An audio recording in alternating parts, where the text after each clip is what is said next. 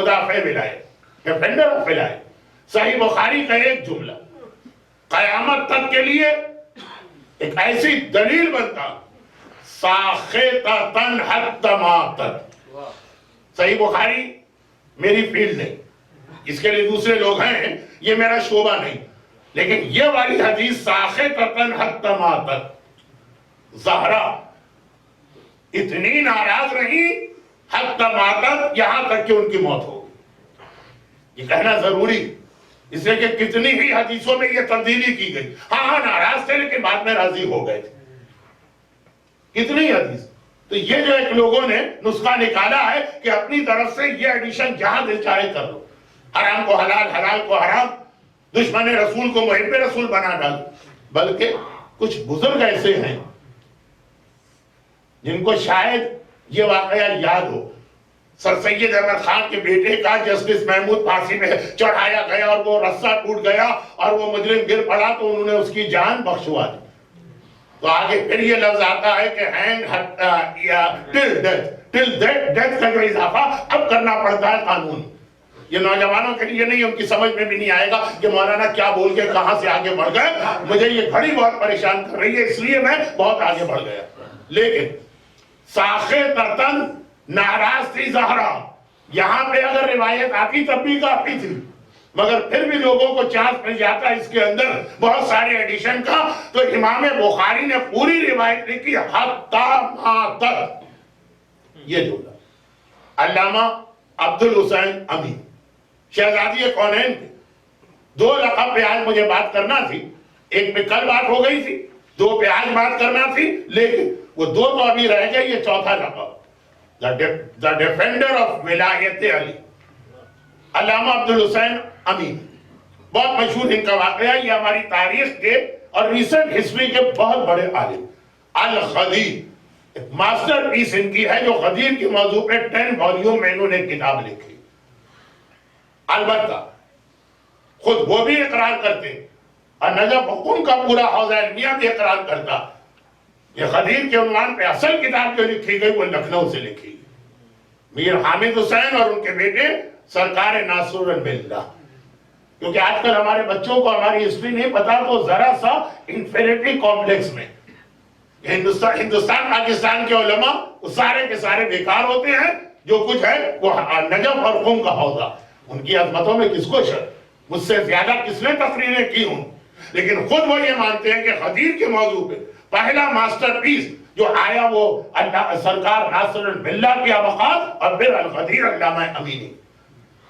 تو یہ فقہ، عقائد، تفسیر اس کے بڑے عالم نہیں تھے. یہ تھے علم کلام، یعنی جو شیعہ سنی مسئلے ہوتے، لیکن ایک ریفائنڈ انداز. تو تڑاک گالم گلوچ یہ اہل بیت کے ماننے والوں کا طریقہ کار ہی نہیں.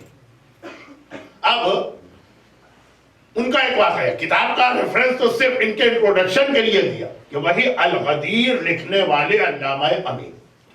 اچھا اب دیکھیے یہ ہیومن نیچر. ایک ہی واقعہ دو جگہ پیش آئے.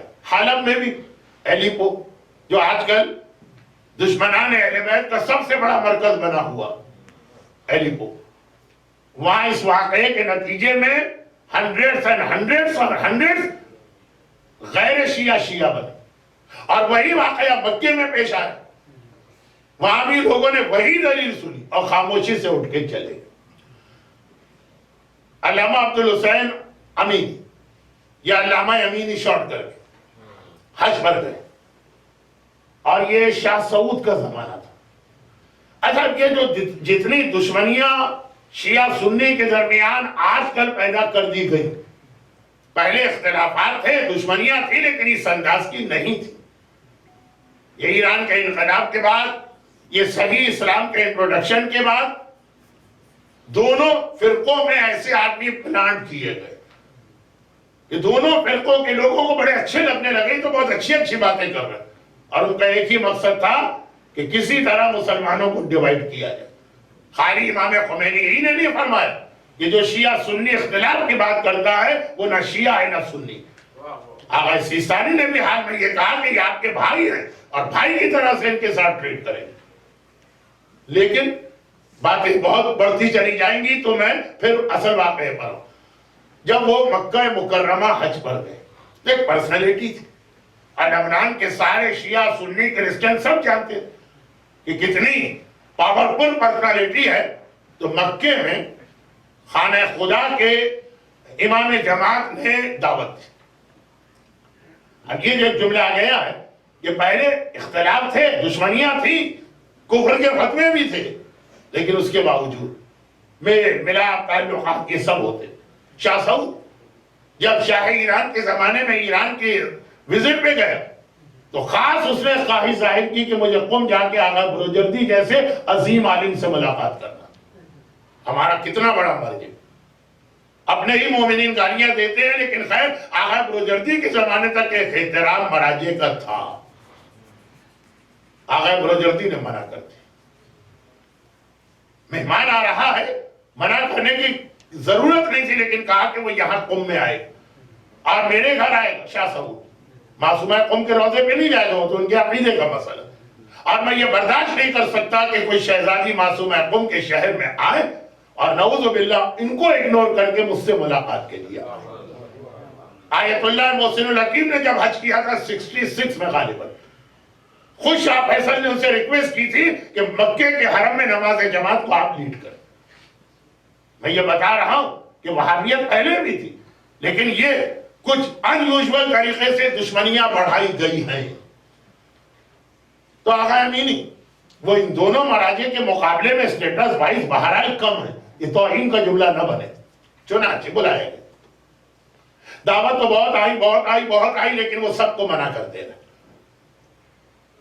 الغدیر ایسی کتاب لکھی امام علی کی ولایت پر، لیکن اننیسیسری شیعہ سنی بحث میں وہ لگنا نہیں چاہتے. جو آج کل کے چھوٹے چھوٹے بچے ابھی صحیح معنوں میں وہ شاید پیدا بھی نہیں ہوئے اور اتنے بڑے بڑے مسائل میں دخل دینے لگے.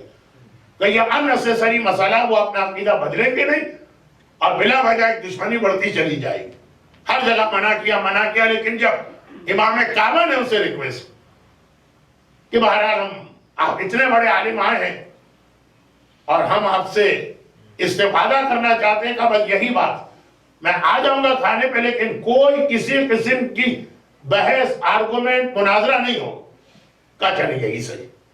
آ گئے مکے کے سارے بڑے علماء جمع کیے گئے. یہ ایک شیعہ عالم کے آنر میں دعوت دی جا رہی، اور اس کے بعد کھانے کے بعد بیٹھے ہوئے تو کسی ایک عالم نے، سب پری پلان تھا، کہا کہ میں خالی بیٹھے ہیں، بک بک گپ شپ غیبتیں تہمتیں، جہاں بات شروع ہوتی کتنی ہی اچھی بات آپ شروع کر کے شیطان اس کو ڈائیورٹ کر کے حرام کی جانب لے ہی جاتا.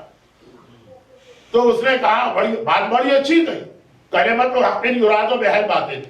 مولانا نہج البلاغہ میں تو فرمایا کبھی کلمہ حق ہوتا، سامنے والے کا ارادہ اس سے باطل ہوتا. جیسے کلمہ حق ہے کہ ہم مصائب سیدہ دنیا کو بتانا چاہتے ہیں، لیکن ارادہ جو ہے مصائب سیدہ نہیں ہوتا ہے، مسلمانوں کے درمیان ڈیویژن پیدا کرنا ہوتا. خیر، تو اب بات بہت اچھی گئی. بھئی ہم لوگ خالی بیٹھے کھانے کے بعد دنیا بھر کی باتیں کر رہے ہیں، فضول. ایسا کیوں نہ کریں، کلام رسول. ہر عالم ایک ایک حدیث سنائے جو اس کو بہت پسند، صرف حدیث، کوئی آرگومنٹ نہیں، کوئی ڈیبیٹ نہیں، کوئی مناظرہ. بات یہ بھی اچھی بات. اب شروع ہوئی حدیث، اور ساری حدیثیں ایک ہی انداز کی. بعض ایسے لوگوں کی تعریف کی جا رہی ہے جن کی کبھی پیغمبر نے تعریف کی ہی نہیں. کہا رسول نے ان کے بارے میں یہ کہا ایک حدیث، دوسرے نے دوسری حدیث سنائی، تیسرے نے تیسری حدیث سنائی. علامہ امینی سمجھ گئے کہ یہاں اس وقت یہ حدیث سنانے کا مقصد کیا کہہ کے حدیثیں سنائی جا رہی ہے کہ ہم خالی بیٹھیں گے غیبت ہو، ہم خالی بیٹھیں گے دنیاوی باتیں ہوں، کلام رسول. مگر ساری حدیثوں کا ایک ہی سٹائل تھا. آخر میں علامہ امینی کی باری ہے. انہوں نے کہا میں بھی ایک حدیث سناتا ہوں. یہ ہے کل کے ایک جملے کی مزید وضاحت کہ سورہ قدر کے آخر جو آیت آئی ہے وہ یہی، آغاز شہزادی کونین، اختتام زمانے کا امام، حدیث سنائے. اب یہ وہ حدیث ہے جسے آج متعصب دشمنان اہل بیت علماء ڈینائی بھی کرنے لگے. اس وقت پورا وہابی مجمع بیٹھا ہوا ہے، سب کو حدیث سنا کے کہا یہ حدیث صحیح ہے کہ نہیں؟ من مات ولم یعرف امام الزمانے ماتا میتۃ الجاہلی، جو مرے اور معرفت امام نہ کرے تو وہ جاہلیت کی موت مرا۔ کہا یہ حدیث صحیح ہے کہ نہیں؟ سارے علماء نے کہا بالکل صحیح، یہ تو ہمارا نظریہ ہے، یہ تو ہمارا عقیدہ۔ کہا پھر ایک بات بتا دی، یہ شہزادی کون ہے؟ امام زمانہ کے، یعنی جس زمانے کی وہ تھی۔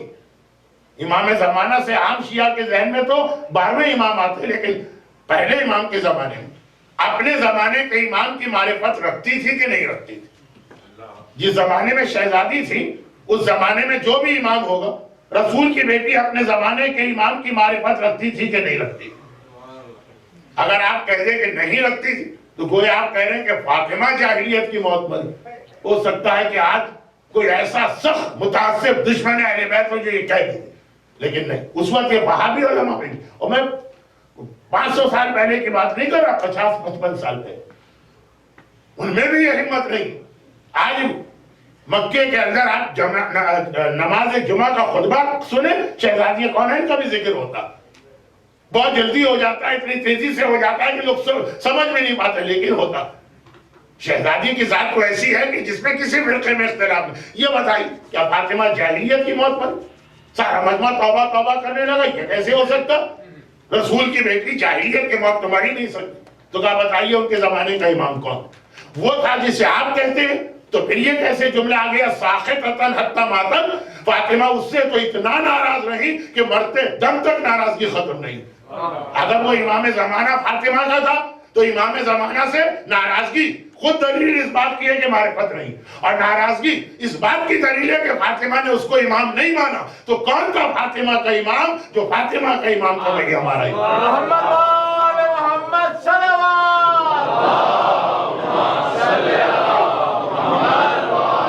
برحمتك يا أرحم الراحمين، وصلى الله على محمد وآله الطاهرين۔